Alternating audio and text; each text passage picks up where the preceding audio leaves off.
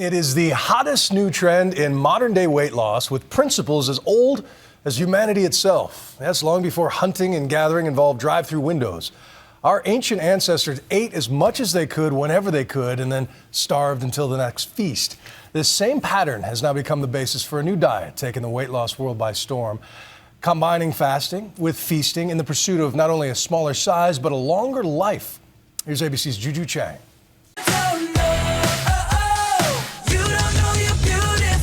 When it comes to hot British imports, there's One Direction's song, What Makes You Beautiful. And there's always the American fascination with the royal couple and the pregnancy. But the next big British invasion hitting our shores this week just might be the fast diet. It doesn't really feel like a diet. It's all the rage in England because it's not just about losing weight. Its creator sees it as a radical new approach to eating your way to a longer life. You've basically discovered the fountain of youth. Well, I've certainly found something which works really, really well for me. Sorry to understate it again. You're such an understated Brit. The British fasting craze is the brainchild of this man, Dr. Michael Mosley. He embarked on a quest for the scientific fountain of youth. He discovered that you can get radically healthier by doing something that sounds truly unhealthy, fasting, just 2 days a week. The other 5 days, you can eat whatever you want. Just to be clear, you're not telling people to starve themselves. Oh, absolutely not. In the regime that I'm suggesting, the maximum you ever go without food is 12 hours. For being able to eat pizza and drink wine and eat cheese and have Christmas and a birthday. Which requires no willpower. Please could I have the almond croissant and the cappuccino, please? Tara McLaughlin lost 36 pounds over 7 months and says her dress size isn't the only thing that's changed. On a normal day now, my appetite is reduced, so even when I do try and overeat, I sometimes find it quite challenging. On the 2 fasting days, you're not actually starving yourself, but close. It's just 25% of a normal adult's daily intake, a measly 500 calories for women, roughly 600 for a man. But protein and lots of fruits and vegetables are highly recommended. You see, that is a generous portion of food. A doctor by training, Michael Mosley's BBC documentary airing on PBS this spring, Eat, Fast and Live Longer, begins with a wake-up call from his doctor. He'd already lost his dad to diabetes. I discovered that my fasting glucose levels were those of a diabetic. My doctor said, you need to start on medication. Okay. As you age, ear structures deteriorate and your balance gets worse. It was clear Dr. Mosley could stand to start aging a little more gracefully. 6.59 seconds. That's not very good.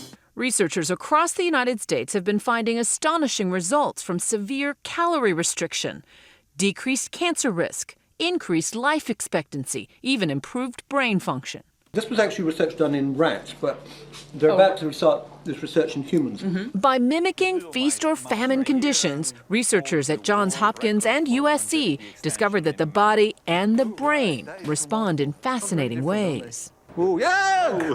He is trying to bite me, yes. What they found in rats is that when they're deprived of food, their brain starts to produce a protein called brain-derived neurotrophic factor. And what this does is it makes you feel happier, and what it also appears to do is make you smarter. Dr. Mosley tracked down a human trial of alternate day fasting, led by Dr. Krista Varady at the University of Illinois.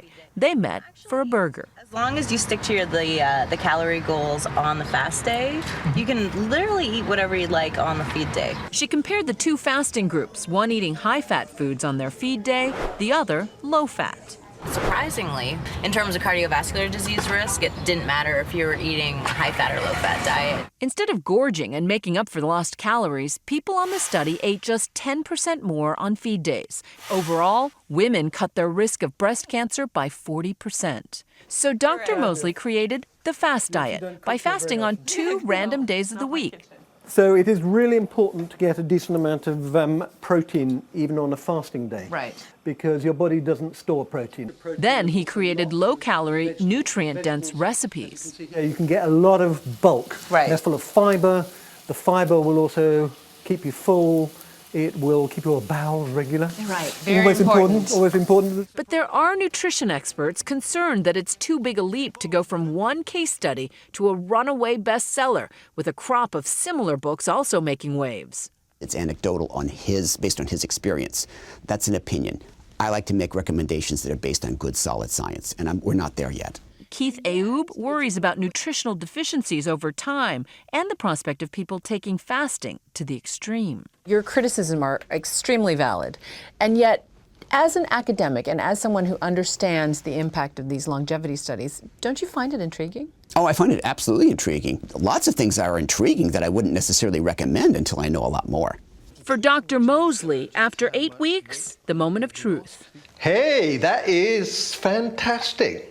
That is 173.8 pounds, which means I have lost well over a stone. And my body fat, when we did it before, was 27%, and now it's below 20.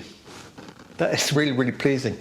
Over 2 months, Dr. Mosley wound up losing nearly 20 pounds, which clearly shows on the outside. But on the inside, he says his makeover was far more dramatic. My body fat went down from 28% to 20%, and my blood glucose went down from diabetic to normal. My cholesterol went down from needing medication to normal. But you really weren't motivated by wanting to get into the little black dress. You were... What I had was visceral fat in the gut. So if you get rid of that, then you also significantly reduce your risk of diabetes and heart disease. All right, so I'm going to put you to the test. For now, Dr. Mosley seems to be the poster child for turning back time. On your mark, get set, go. So we asked him to take the balance age test again. That was good, that's good. That was dramatic. Are you okay? Still not graceful, but a heck of a lot healthier. That was literally like 16. You really have... Improved. Yes, your body has become much younger. For Nightline, I'm Juju Chang in New York.